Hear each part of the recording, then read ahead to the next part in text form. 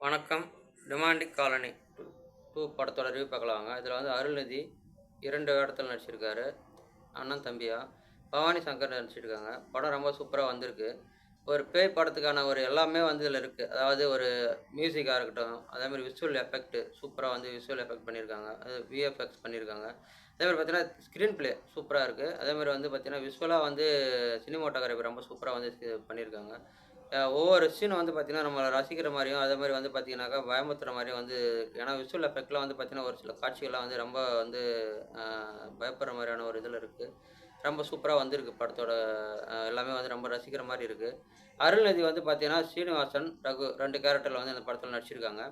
சீனிவாசன்றவர் வந்து சீனிவாசன் அந்த அருள்நிதி வந்து பார்த்தீங்கன்னாக்கா, அண்ணனா இருக்காரு. அவர் வந்து வந்து ஒரு ரூம்ல இருக்காரு. அந்த ரூம்ல வந்து ஏதோ அசம்பாவிதம் நடக்கிற மாரி இருக்கு.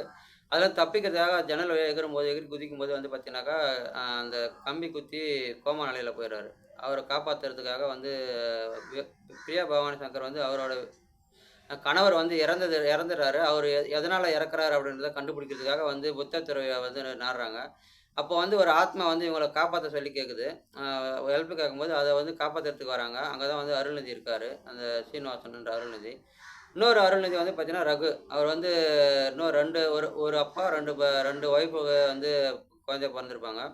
அவர் வந்து பார்த்தீங்கன்னாக்கா, ரகு வந்து எல்லாம் சொத்து தானே வந்து எடுத்துக்கணும் அப்படின்றதுக்காக வந்து முயற்சி பண்ணுவாரு.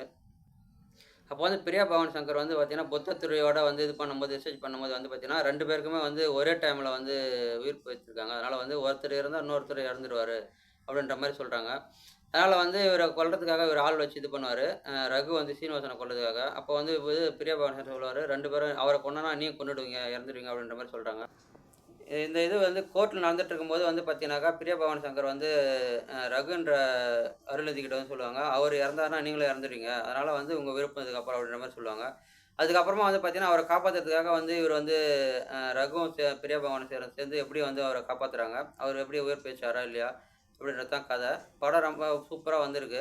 இந்த வாரத்தில வந்து பார்த்தீங்கன்னாக்கா, ஒரு சிறப்பான படம் அப்படின்னாக்கா வந்து டிமாண்ட் காலனி 2 சொல்லலாம். ஏன்னா, ஆ அந்த அளவுக்கு வந்து ஒரு சூப்பரான ஒரு த்ரில்லிங்கான ஒரு ஹாரர் படம். அதாவது ஒரு பேய் படத்த குடுத்துருக்காங்க.